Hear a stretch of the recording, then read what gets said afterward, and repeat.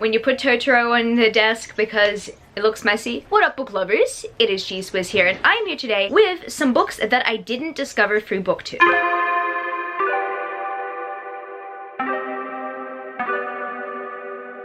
If you didn't know, this is a 7 on Sunday, and 7 on Sunday is hosted by me. I will link the GOODREADS page down in the description where you can check it out. As I mentioned, these are books that I did not discover through Booktube, and these are also books that I did not discover through BookTwitter. And the reason why I've decided to personally do both is because I get book recommendations from both BookTube and BookTwitter. And if I'm not watching BookTube, and if I'm spending a lot of time on BookTwitter, because that's pretty much what I can do in between my work. But yes, I get book recommendations from both. But do some of us remember how people recommended books to us before BookTube, or maybe how some people do? Sometimes we forget a lot of our reading tastes are not only just influenced by the internet, they're also influenced by people recommending them, or maybe even bookstore staff recommending them, or maybe when you are browsing, when you are online shopping, or whether you're bookstore shopping physically, you see some books that you're potentially interested in, and you also talk about those books on your bookish platforms. And so I think that it's pretty cool to kind of talk about that, because we do get a lot of book recommendations based on where we've come to get book recommendations, and that is BookTube and BookTwitter. But sometimes we get them from special people in our lives, or we get them by simply browsing for books by ourselves, and we ended up finding a new favorite. To preface this, I'm not going to mention Divergent, because you guys know that Divergent was the first book series that got me into reading, and it's not the book series that got me into booktubing. But one of the first books that I started reading before I got into the booktube community, and it was recommended by my youth girls back in the day, but also kind of like everywhere in bookstores, the Mortal Instruments series by Cassandra Clare. Now, the Mortal Instruments series is not at all really one of my favorite series, but it contributes to the Shadowhunter Chronicle world. Therefore, it is one of my favorite worlds ever. I love all the spin-offs, but the Mortal Instruments series, while it does contribute to one of my favorite worlds, it's definitely got some flaws. The first few books had me cringing so hard, but City of Heavenly Fire was a good indication of how Cassandra Clare really grew into her writing and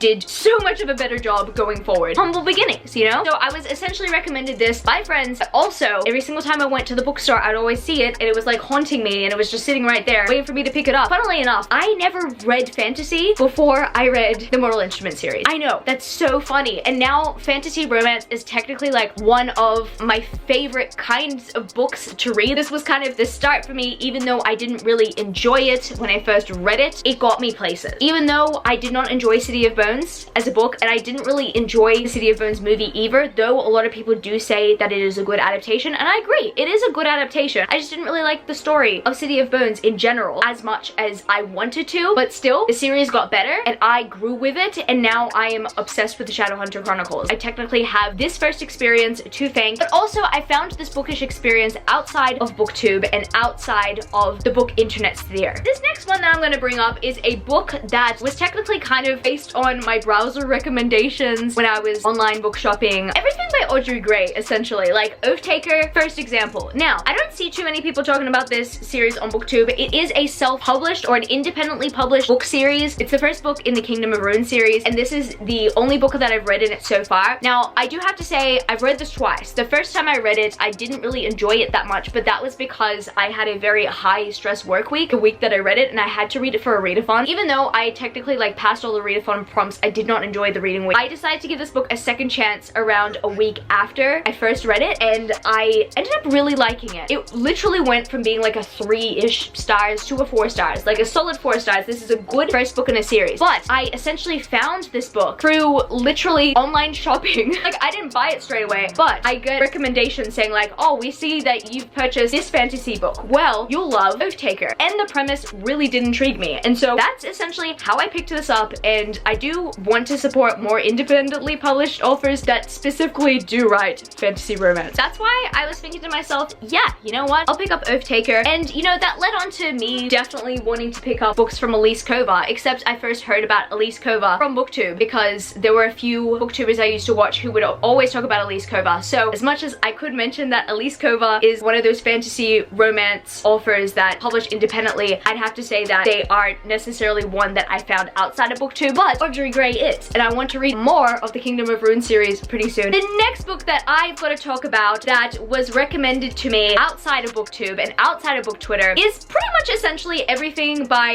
Haruki Murakami, but specifically Norwegian Wood by Haruki Murakami, which was the first book that I read by Haruki Murakami, because as much as I started reading Haruki Murakami's books on my own terms without people on Booktube telling me what to do, because at the end of the day, a lot of people on Booktube either like or hate Haruki Murakami. A lot of them do actually hate Haruki Murakami's writing. And you know what? I understand it. There are some problematic aspects of it, and I will acknowledge that. However, I picked up Norwegian Wood based on my former work colleague's recommendation. He was so passionate about this book. He loved it, and he was talking about all the concepts he enjoyed in it, but also the writing, how it's so delicious and you just want to keep reading it. And I thought to myself, wow, my work colleague really does love this book. Let me give it a try. I gave it a try, and I was just as obsessed with it as he was. And funnily enough, Camilo has been very curious about Haruki Murakami as of recently. He's always wondered where he should start, and he was kind of like me in a sense where I thought that the right place to start was 1Q84 when I was told by many people, do not start at 1Q84, because if you start at 1Q84, you are just going to be confused. You really need to appreciate Haruki Murakami before you read 1Q84. And so I told him the same thing, even though I have not yet read 1Q84. I actually started it, I didn't continue on with it, but I'm very much looking forward to it. I was just really intimidated and really overwhelmed at the time. That's pretty much been my entire October mood, seriously. I recommended Norwegian Wood because Norwegian Wood was the first book that I read from Haruki Murakami, and Camilo felt exactly the same way. As soon as he finished it, him and I had like the obsession again, and we were talking about it, we were talking about its themes, and we were just having a good conversation about it, and that's amazing. Like, I love this about book recommendations so much. Personalized book recommendations, even though I'm not discounting like Booktube or Book Twitter, they are great for also personalized book recommendations. But I think because these people I've done my life with for so many years, I first of all read a book recommended from someone who has been in my life for many years, and then also recommending a book to someone who has been in my life for many years, just seeing the cycle has kind of been amazing. So that's kind of why Norwegian Wood has a bit of a special place in my heart, and even more special place in my heart because I gave it to Camilo to read, and now he wants to read more Haruki Murakami. Before, I think he was wondering why I had so many Haruki Murakami books on my shelf, and then all of a sudden we went to the bookstore and he was like, which one should we buy next after reading this one? And it was just the best feeling ever. And speaking of Camilo, the next book that I'm going to mention is a book recommendation from him. He recommended me Sophies World by Justine Garter. I'd never heard of this book before. We went to a bargain bookstore and then he saw it. He's like, you need to read it. Please buy it, Grace. Please buy it and read it for me. And I'm like, okay, yeah, sure, I'll read it. And I ended up really enjoying it. He was telling me that this is one of the only books that he's ever read like 3 times in a row. Like, he really loved Sophies World, and I totally understand why. It deals with a lot of philosophy,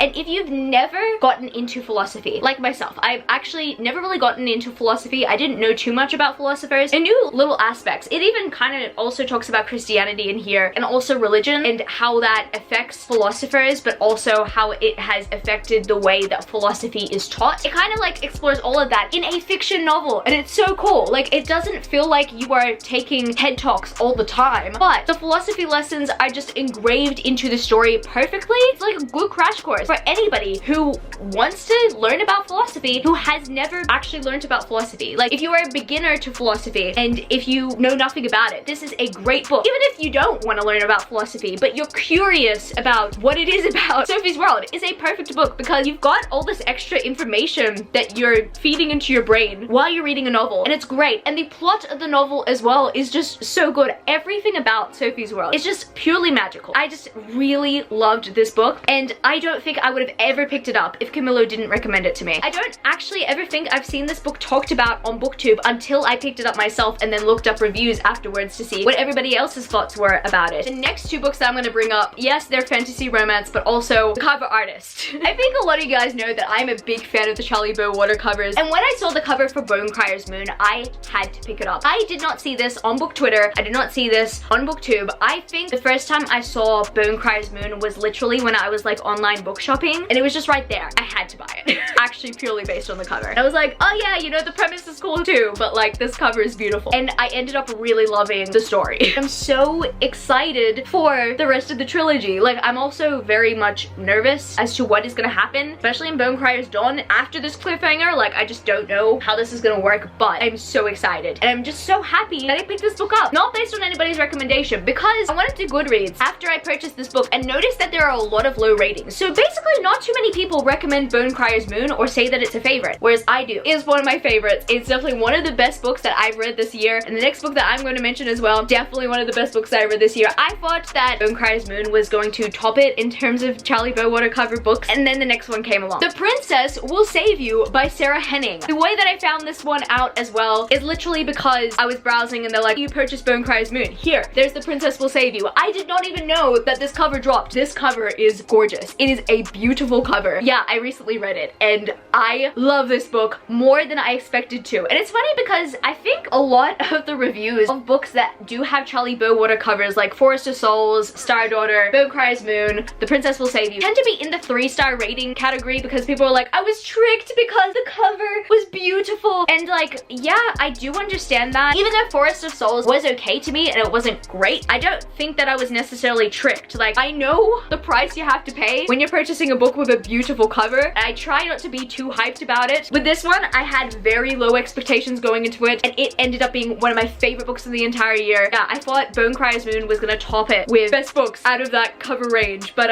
no, I love The Princess Will Save You, personally, because I feel like I can be identified with through this romance. And that is so weird to think that a book can make you feel like you're identified with through a romance, but it did with me. I'm so happy that I was recommended this based on another book that I purchased online. How cool was that? And the final book that I'm gonna mention is a book that was recommended to me by, guess what? BuzzFeed Books. Does anybody remember BuzzFeed Books? Now, I'm not necessarily a big BuzzFeed fan anymore. Reading BuzzFeed articles now just doesn't really seem to be the thing that I do all the time as opposed to what I did back in like 2014. But I remember there was like an article that was like, if you love the Hunger Games, you will love these series. So I looked at that article and I was like, huh, what is this Lunar Chronicles about? I know you guys might be surprised and might be thinking, geez whiz, you have the new covers. Yeah, I do. And Camilla bought them for my birthday. So yeah, you have him to thank for making me happy. These covers are another story. I'm just gonna talk about how I picked up the series. The other book covers I have didn't really intrigue me. Like, I wasn't intrigued by the cover, unlike the Charlie Bowater covers that I just displayed. But I was intrigued because I was just like, you know what? I need another series. And I've read Divergent, I've read The Hunger Games, I've read The Maze Runner, which I don't recommend. And I've read like all these other series, but need another series. The Lunar Chronicles came in and just stole the show. The Lunar Chronicles is one of my favorite series of all time. For the longest time, it was my second favorite series of all time. Now I've got to reevaluate because I have so many favorite series now. But this was one of those amazing series that I just got into with low expectations and they were exceeded. And it's just so funny that I found this series through BuzzFeed and I'm satisfied. I guess that's gonna be it for this video today, book lovers. If you enjoyed this video, don't forget to give it a thumbs up and subscribe to my channel if you haven't yet already. Join the amazing community of book lovers. And also, I have social medias. I'm at gswizzelbooks on Twitter and Instagram, and I'm also at Goodreads. That's www.goodreads.com/gswizzle. I love you, book lovers, and I will see you later. Peace. Started out with half and I flipped it into double. Started out with half and I flipped it into double.